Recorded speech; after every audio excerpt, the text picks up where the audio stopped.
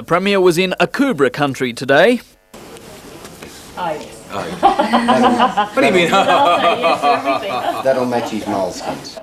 Deep in the heart of the state's most marginal seat, Maitland. Moral support for local MP Peter Blackmore. Some of Mr Blackmore's land deals, dating from the time when he was mayor of the city, have drawn the attention of the ICAC. The newly formed Shooters Party has him in their political sights. Well, they don't pose a threat anyway, but it is simply a lot of huffing and puffing. There won't be a by-election.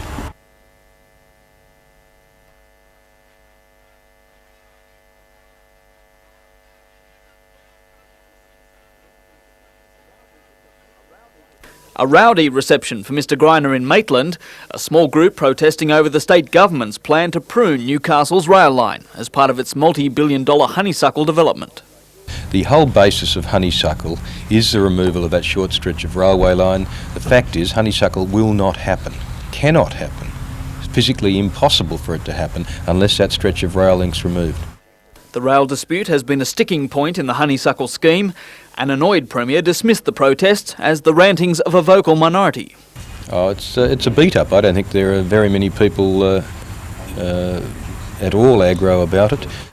Anthony Griffiths, NBN News.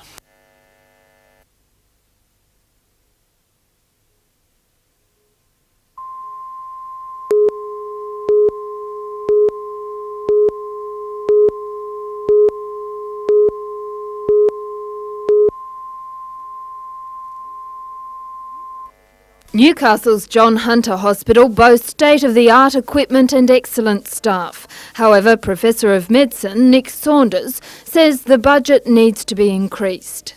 That figure will vary depending on who you talk to, but I think a conservative estimate would be $10 million.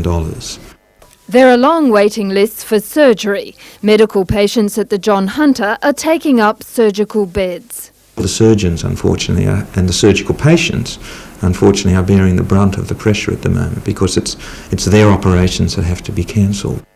During the period when the government was considering closing a Newcastle hospital to contain the health services budget blowout, Professor Saunders was asked which hospital he believes should close, Wallsend or Royal Newcastle.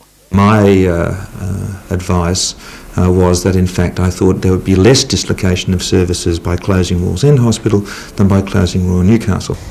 Professor Saunders said he made that recommendation because he thought A, there were still going to be acute medical beds available at Royal Newcastle, and B, the Mater would have 50 more beds than it does. The situation has changed dramatically since then. The beds that were closed at Wallsend, the acute medical beds that were closed at Wallsend, I don't believe have been opened up elsewhere in the city, and that's one of the reasons why we're having this major problem at the moment.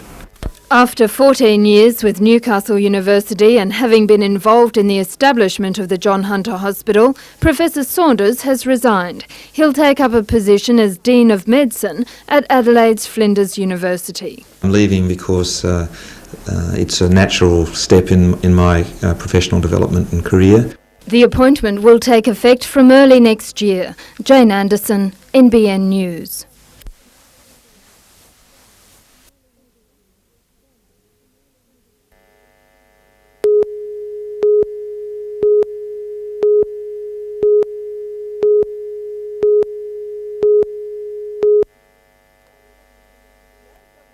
The APPM dispute and management attempts to de-unionise the workplace through individually negotiated contracts has taught APPM unions a lesson. That is the need for solidarity and protecting workers' rights. During a week-long tour of New South Wales, workers and union representatives who were at the front line of the dispute are telling colleagues in local trades hall unions what they experienced, and through this aim to gain the moral and financial support of all union members. I believe now that we must get a national fighting fund, not only for APPM but for any other group of workers that's being attacked on their basic human rights. Mr Gray says what occurred at Burnie could easily happen here. With this Royal Commission in the building industry, for instance, the Greiner government's hell-bent on attacking unions, and quite clearly the Houston Howard government openly supported APPM in their attack upon workers' conditions. To help get the message across, a group of professional actors are performing a play which backgrounds the dispute, the bargaining tactics used by APPM management they describe as an industrial compound. My amazing new industrial compound comes complete with individually negotiated contracts. I'm Herbie the rat, the rat, the rat. I'm Herbie the rat, the rat, the rat, the horror of the working class. Give them a taste of industrial compound and you'll be all out on your ass. Boo hiss. And up.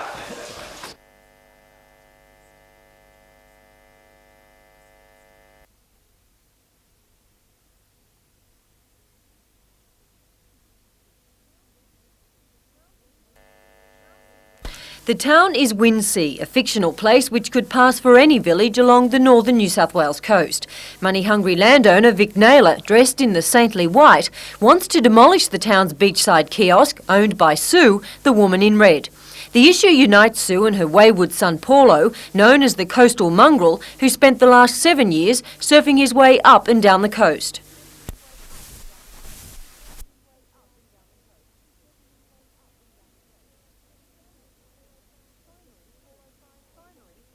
Finally, Paulo finds a sense of purpose. He, Sue and some friends formulate a plan to defeat Vic and save the local monument. Throughout the play, characters partake in a variety of comedy skits to convey the play's theme of people finding their own self-worth. The play is due to open tomorrow night. Catherine Lamond, NBN News.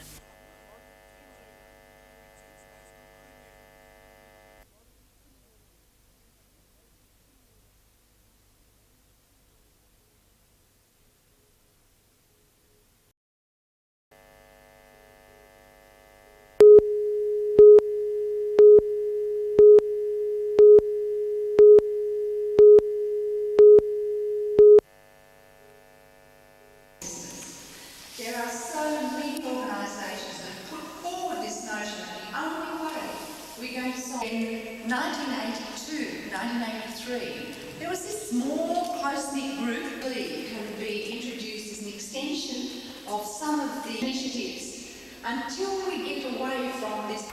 And we also believe that it doesn't matter how much.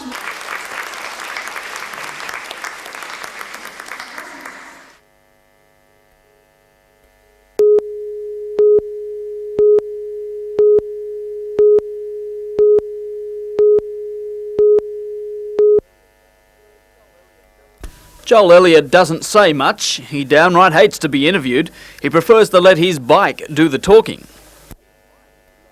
It had plenty to say in New Zealand. It was the New Zealand Masters. I was racing over 4 nights. If whoever gets the most points over the 4 nights wins. The 16-year-old never rated himself a chance. Next thing he knew, he was coming home with these tucked under his arm. The fruits of his first major title. Surprised? I didn't know how I'd go. I didn't know what they were like over there. Joel won't be resting on his laurels. The next challenge, the New South Wales title, that's this weekend at Lake Macquarie.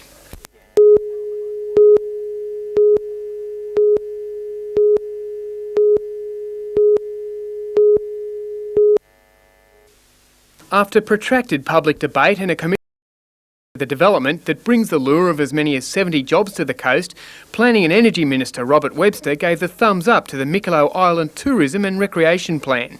Developers boast the construction of an 18-hole golf course, equestrian centre and training institute. Environment protection concerns are central to Planning Department conditions for the project. The public debate on the issue has gone on for a long time, and the fact that we've had a commission of inquiry which has enabled everybody to go before it in a non-threatening way, make their points, has of course been reflected in the conditions of consent. The fact that we have 91 conditions of consent make it one of the toughest environmentally controlled developments ever built on the North Coast.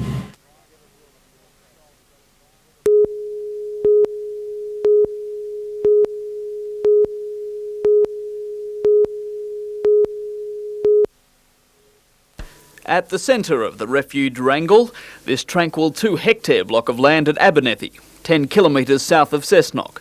This is where the committee wanted to build a new refuge. It bought the land, and that's when the row erupted. The state government stepped in. It knew nothing of the plan and says the committee has breached legal conditions. In other words, financial mismanagement. Peter McKenzie is the company secretary of Youth Refuge Limited. It's disgusting that kids are being used in this arena. The Department of Community Services says surplus funds should have been returned, not ploughed into another building. Now it's demanding that both the current refuge in Cessnock and the property at Abernathy be sold. There are problems with the management committee. I don't know how long it will take the department to sort it out, but we'll be there until then. Some council officers are actually paid in part by the Department of Community Services. So what's that imply? It may be that they have a conflict of interest and that they may not be suitable people to help set up a refuge. Anthony Griffiths, NBN News.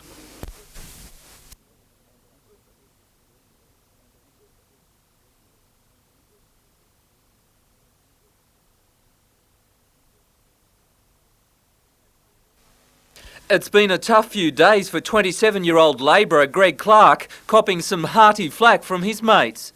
Well, we always thought he was a bit suspect, now he's proved it. Last Saturday, Greg was playing on the wing for the Budgewoi Bulldogs against the Berkeley Vale Panthers. It wasn't his best game, firstly being sent to the sin bin for rough play, later being sent off after some, well, an extremely close embrace. The 5'8" for the Berkeley Vale side was just calling me a fag and a so I just walked up to him, kissed him on the cheek and said, "You're right, mate, I am." The referee was said to be stunned, saying he'd never seen anything like it in life. And so the matter was taken before the Central Coast Rugby League judiciary, the charge trying to intimidate another player. The case was dismissed. A sigh of relief for Greg. Back at work, he's promising to keep on the straight and narrow and limit the kissing for his wife and 2 kids. Just one of those things where just one of the way the game was flowing, it was played in pretty good spirits really, and the bloke just got under my skin.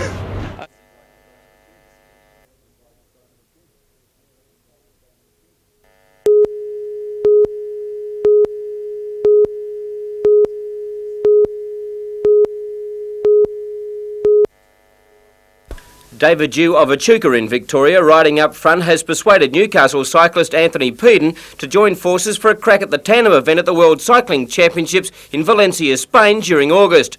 Both men have had little experience on the tandem, today being only their 3rd outing, and they are quickly learning. Faith is an essential part of tandem racing. I've got a lot of faith in David. He's a very experienced rider. He's ridden, I think, 3 world titles and Commonwealth Games. He's got a lot of faith in me as well. We didn't know who was going to ride the front, so there was faith in both parts, but I'm putting my faith in David to steer. I can't do much back here.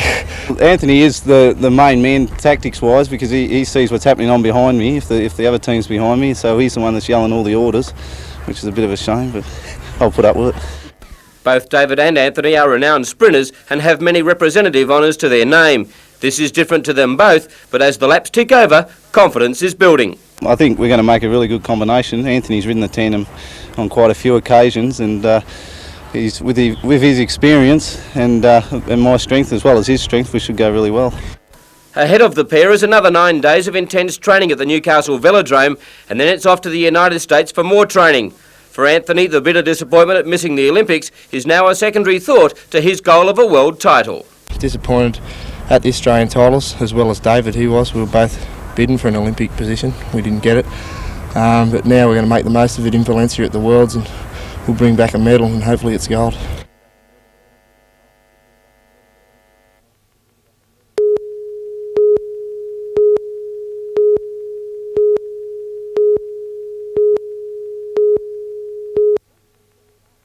Alderman Peter Barrett chaired the recent meeting, which was attended by representatives from the Hospital Board and Action Groups, the Medical Staff Association, Council and the Chamber of Commerce.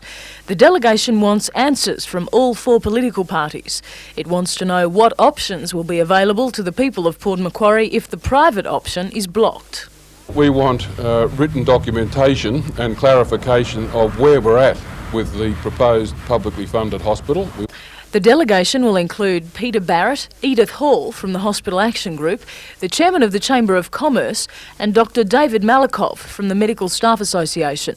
Results of a recent survey show the majority of Port Macquarie people are against the idea of a privately owned hospital. We want the best available hospital in this area. And I think that's a pretty persuasive argument with the deputation that we're taking.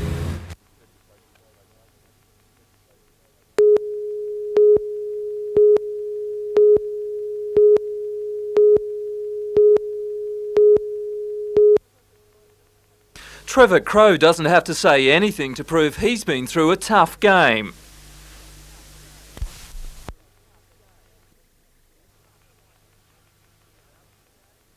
But out on the paddock, the country skipper was saying plenty to the Poms after a series of questionable hits.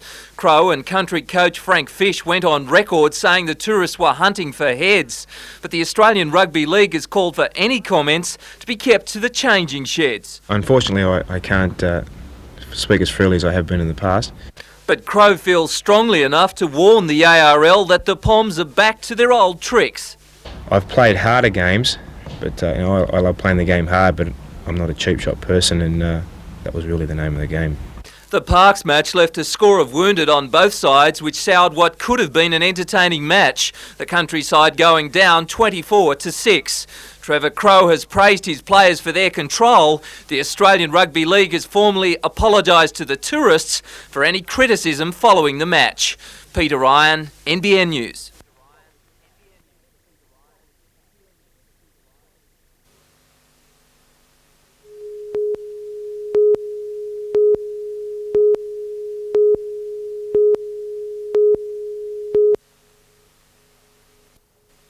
Michael and Tanya Atchison, John Latisse, Lorraine Archer and Dean Papworth are in the Australian Special Olympics basketball team for Madrid, while Joseph Walker and Stacey Smith are real medal chances in swimming.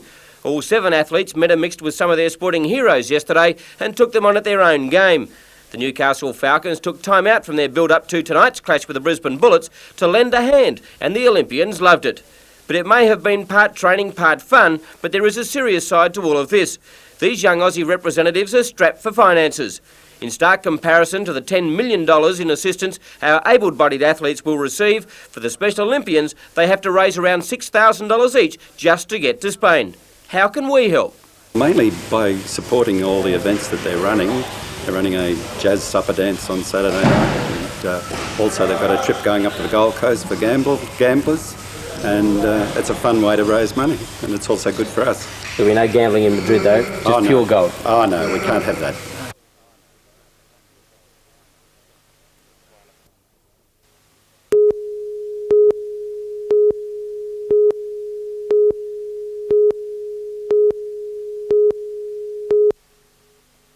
In their previous meeting this year at Boondall, the Bullets, led by legend Leroy Loggins, proved too good for the Falcons.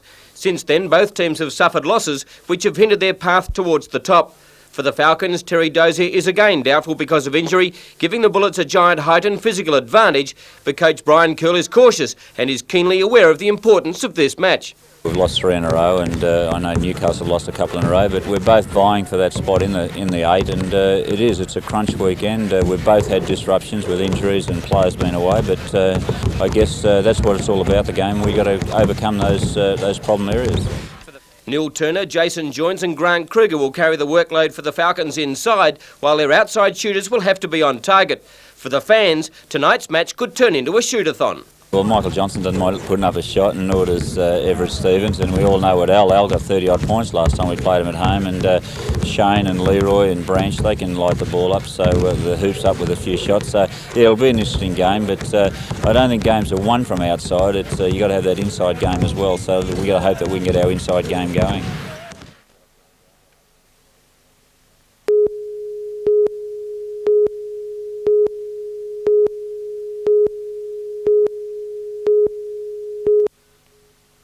Work started on the gutted building last week, with lodge members spending time picking up broken glass and saving what they could. It's believed vandals forced entry into the lodge through a window, setting the meeting room and ante-room alight. Fears were then held for the future of the Wunderlitz ceiling. It's survived physically, and it will be able to be restored. There's no hope of saving the original paintwork on it, since a great deal of that, even up in the height of the barrel vault, peeled as a result of the heat. Damage estimations are running into the hundreds of thousands. I should think that it'd be in the vicinity of $100,000. maybe more. It's still very difficult to tell because there are items that were destroyed, items of furniture, for example, that were destroyed that are really priceless. With much of the furniture dating back to the 1800s, plus archives and memories destroyed, hundreds of members realise some things just can't be replaced. How can you put a price on a piece of colonial furniture associated with the very beginning of Armdale? Refurbishment of the lodge will take up to 10 weeks. Tony Wilkinson says without the community's support after the fire, restoration would have been an impossibility. I would like very much now to thank the people who, within minutes of the television announcement of this catastrophe, rang me with offers of financial donations to help towards the restoration. The arsonists are still at large.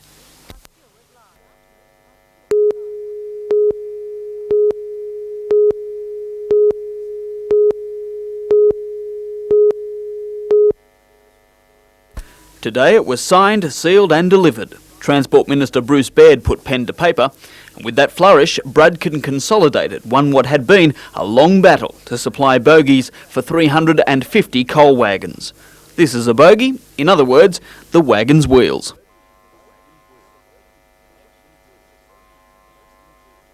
As the minister learnt, Bradkin's three-piece bogie design includes axle self-steering, and that means less flange-to-flange contact with the rail, and also assists then in less wear on the rail itself and also on the wheels. Bradkin will build 730 of these. They'll start service next April. Hints today that Bradkin is also in the running for other substantial contracts. One SRA job worth $170 million. State Rail wanting to lease time for power of locomotives on a track. So they are going, rather than outright buying, they're talking about a company supplying the locomotives and leasing those. Anthony Griffiths, NBN News.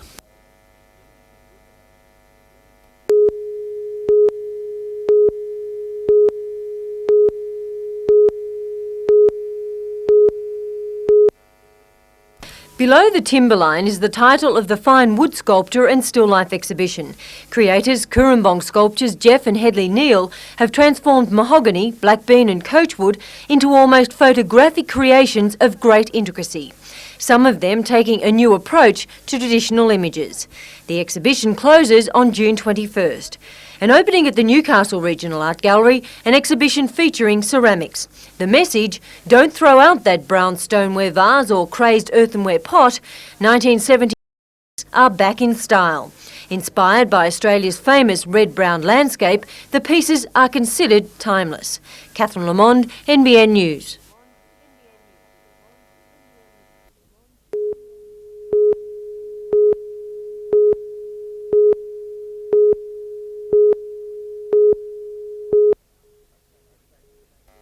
As they did against the Kings, the Falcons opened brilliantly. Stevens sensational. And the Falcons led by 3 at the first change. Everything was going the Falcons' way. Jason Joins and Grant Kruger doing a great job inside.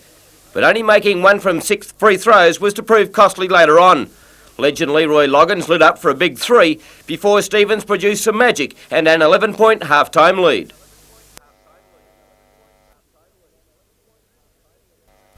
The third term was explosive. Kruger caught for a foul, and what happened was amazing. Coach Weisman went right off the trolley, incurring the wrath of referee Steve Bignell, and copped 2 tech fouls. The Bullets had 6 free throws and retook the lead before Joins and Johnson put the Falcons back in front. More drama. Simon Kell deliberately throwing the ball at Stevens. No foul called. But at the other end, Stevens wasn't so lucky in retaliation. And with Branch on fire, the Bullets led by 13 at the final break. From there on, the Bullets were never troubled and cruised to victory on the back of Loggins, who was masterly. Final score, Brisbane 116, Newcastle 107.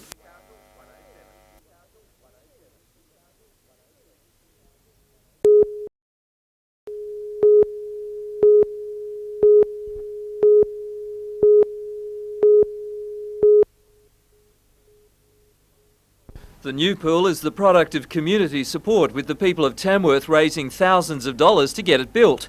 It will be used to rehabilitate patients who need the use of water therapy to gain mobility and increased health. The Governor praised the Tamworth community's dedication to the project before declaring the pool and an adjoining brain unit officially open.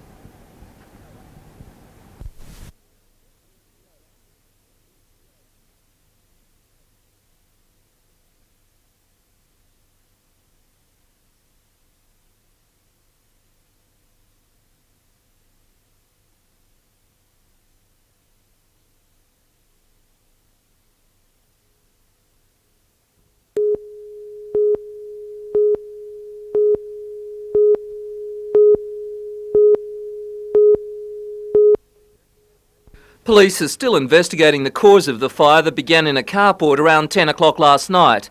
The Nissan Navara was parked under the awning of a garage when the owner noticed it alight and alerted the police and fire brigade.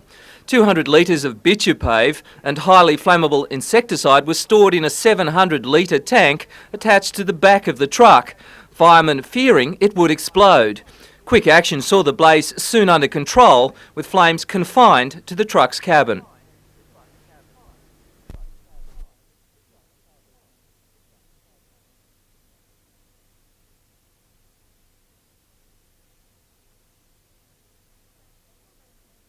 Federal Land Transport Minister Bob Brown, Cycleways Movement representatives, plus Lake Macquarie and Newcastle City councillors were out today familiarising themselves with the proposal. The rail corridor is the Adamstown to Belmont line, the last remaining suburban colliery rail line left in the state. For this historic value alone, project supporters say it's vital the rail corridor be preserved and made available for public use. They also suggest the 15-kilometre stretch linking Lake Macquarie and Newcastle would be a safe alternative for bikers to the busy Pacific Highway. The line is privately owned. The cost of purchasing it and building the bikeway is $2.3 million. As for federal government footing the bill, no, the federal government won't be funding $2.3 million. There's no question about that. Mr Brown says some funding could be allocated through a national cycling strategy to which the government has committed $3 million. The minister also believes the rail corridor is wide enough to incorporate in the future other activities, including a light rail line and possibly a horse riding track. Catherine Lamond, NBN News.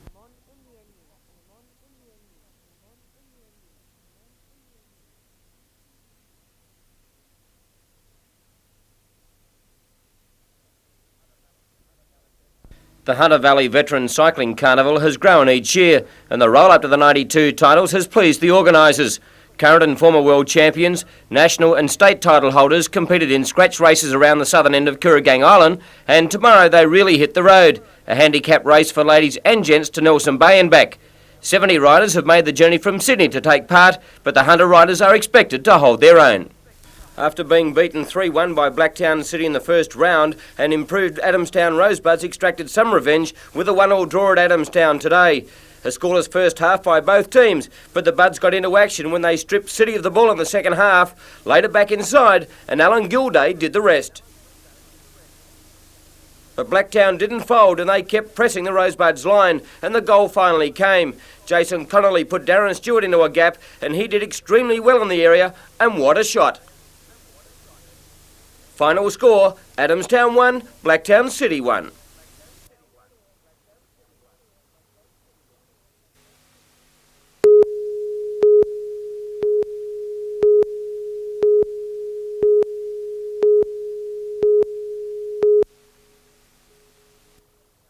Cool, overcast and drizzly conditions stilled the 500 competitors for a tough 21.1 kilometres from Spears Point to Valentine and return, a course that was somewhat harder than first expected. And it was the veteran De Castella who went straight to the front, surrounded by a wall of runners, some just happy to be in the same group as the great man. Also in that pack, Victorian Mal Norwood and the defending Lake Macquarie champion Paul Arthur. At the 5k mark, 10 runners had broken the shackles and opened up a sizable gap on the rest of the field. At the 6 kilometre mark, and at one of the small rises in the course, Norwood decided to make his move and found that Arthur just couldn't go with him, De Castella falling well behind. And looking very relaxed in the cool morning air, Norwood made it look easy as he strode out to create a winning lead. And 63.23 minutes later, after leaving Spears Point, Mal Norwood crossed the line, gently reminding the Olympic selectors that they may rue the decision not to take him to Barcelona. Paul Arthur was a gallant second in 104.17, while Karen Gobby of Western Australia turned in a super performance to be the first lady home in 115.11. For Deek, it was pretty tough. I felt very comfortable in the early stages, and probably in the middle stages I started to tire a little bit, and I really felt quite tired over the last third or so.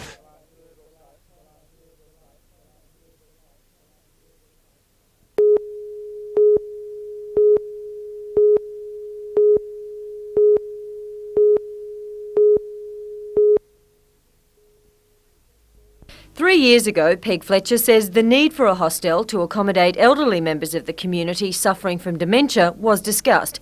After state and federal governments agreed to fund a hostel on a dollar-for-dollar basis, a local committee was formed and fundraising began in earnest. The hostel will cost $1.2 million. Mrs Fletcher says so far they've raised about $50,000. We don't have a lot more money to raise. We're into the last 100,000 and we're hopeful that that will come together within the next 4 or 5 months. The concrete is expected to be completed by July 4th when the hostel's foundation stone will be laid. The 24-bed hostel is scheduled for completion April next year.